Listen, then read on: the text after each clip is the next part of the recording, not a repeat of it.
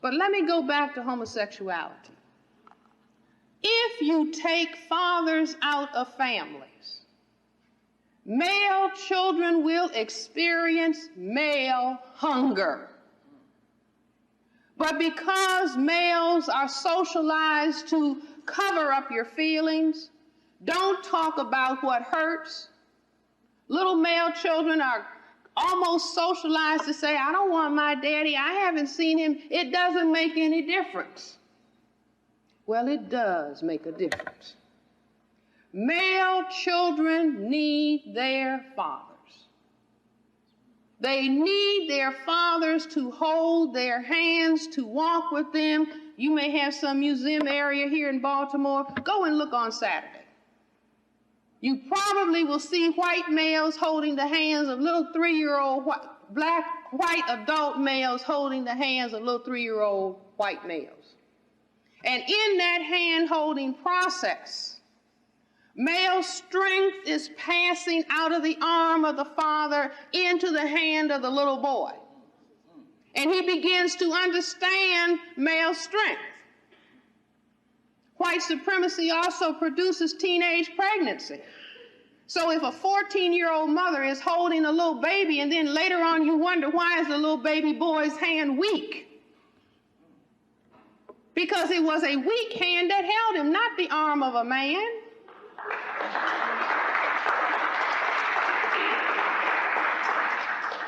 The teenage mother is not bad. The father is not bad. We are all victims of this war. And to the extent that we don't understand the war or understand what it is, we will continue to be victimized by it. So the male child is hungering for father and hungering for father. And it's a whole lot of other male children on the block hungering for father and hungering for father. And I'm going to be real plain. And then there's some older males who hungered for father and hungered for father. And that hungering for father translates in the brain computer. I need some male substance. Well, where do I get male substance from symbolically? Somebody will say, well, then suck my penis. And that goes into the mouth. And that is the top end of the gastrointestinal tract through which the body is fed. Or put your penis in my bottom, in my anus. That's the other end of the gastrointestinal tract. So semen is going into either end of the gastrointestinal tract because the person is experiencing subconsciously male hunger. Do you understand what I'm saying? It is also because we are in the context of the white supremacy culture. And the white supremacy culture, the dominant form of sexual expression in Greece and Rome was male homosexuality. Do you understand me? The reason that that was the dominant form of sexual intercourse is because we ought to have a gigantic world map so you can see the colossus of the continent of Africa. And then see those little tiny countries of Europe sitting atop the colossus of Africa. So then you see that boot of Rome, Italy and Rome, and the islands of Greece. And so when those pale men looked over that Mediterranean and saw those great big tall black men, they went into a profound sense of male inadequacy.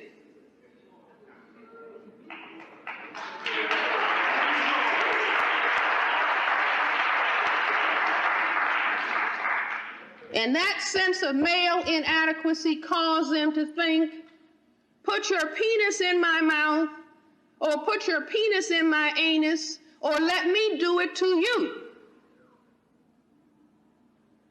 Are you with me?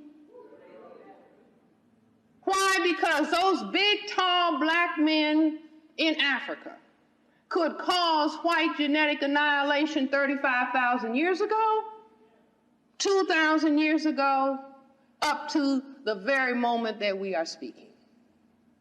And this is why, in this same white supremacy system and culture, updated, ball games are the major focus of attention. What are the balls? What are the balls in a culture that says, keep your eye on the ball? The same balls that were cut off when black men were lynched and castrated. The balls contain the genetic material.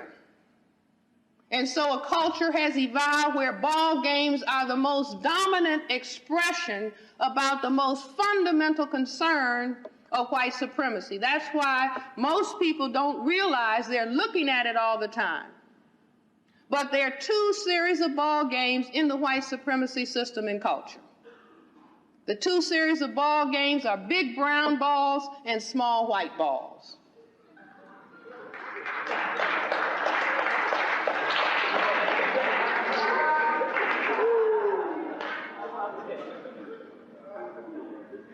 The big brown balls are played by the men in the culture that are considered to be most virile, because they represent the men that are on this planet considered to be the standard of manhood, the fathers of all of the people on the planet, and that is the black man. Now, just like there are two series of ball games, and you bring to mind in your visualization and in your imagination the male genitalia, and the male genitalia and the black male genitalia is what comes to mind in the white supremacy system every time a black man is attacked. Because it is looked upon, his genitals and the powerful black genetic material is perceived as a weapon.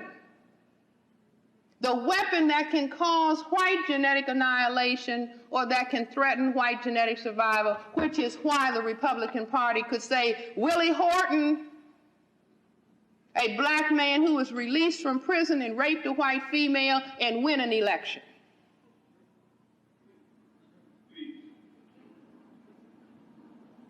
So just like there, if you're looking at the male genitalia and we're serious because we are soldiers about to win a war, so we're not playing about thinking about male genitalia, you see one testicle, a phallus or a penis, and another testicle.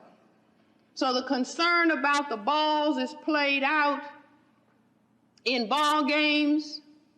The concern about the phallus is played out in smoking objects. Because just like there are two series of ball games, big brown and small white, smoking objects are substitutes for the phallus or the penis, and there are two series of smoking objects, whether you've thought about it or not, and maybe this will help you not smoke. Are big brown and small white. The most intelligent men smoke big brown smoking objects. I mean, this is a symbolism that is used in the culture. And what is that? No, I said the most intelligent. Pipes. The most powerful smoke what? Cigars. And then they say Moors taste better. But cigarettes, the small white smoking objects in the same culture, are called what, ladies and gentlemen? Fags. If you don't believe it, look in your dictionary. Fag is a word, children, for homosexuality. Am I creating the culture or am I simply reading it?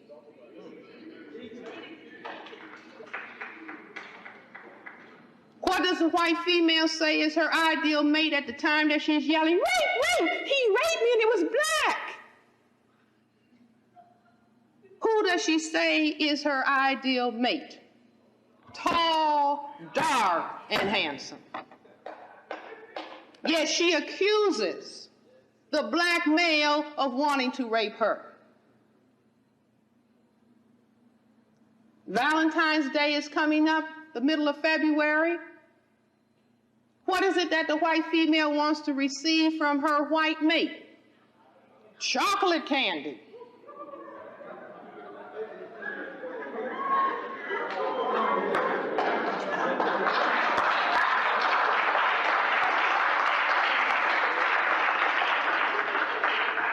And I won't add with nuts.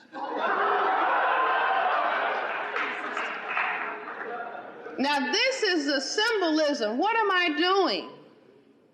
I'm trying to pull out all of the symbolism that is underneath the surface of this surface phenomena where we're walking around talking about what's happening. And we don't know why the men are dying. The men are dying because genocide is an imperative aspect of white supremacy. When it really begins to get shaken, it kills the black men so that there will be fewer people to threaten white genetic annihilation. And we are living in the midst of mass death right now. Mass death caused by drugs, chemical warfare weapons, deaths caused by AIDS, biological warfare weapons. Oh, we don't know where AIDS came from. Again, blaming the black man. Oh, it came from Africa. No, it came from a white supremacist in a laboratory who said, this is the way we can get rid of a lot of these people. We can kill 50 million of them in Africa alone. And since we have accustomed them to death, we gave them 22 dead black male children in Atlanta and made them go into the church and pray about it. We killed 1,000 of them at Jonestown and made them say it was a church or some kind of cult retreat. 5,000 dead black men in that so-called commune in Oregon, picked up off of the streets of every major city. So when the men never came back and we didn't understand what white supremacy was, we just kept doing the electric slide and kept stepping.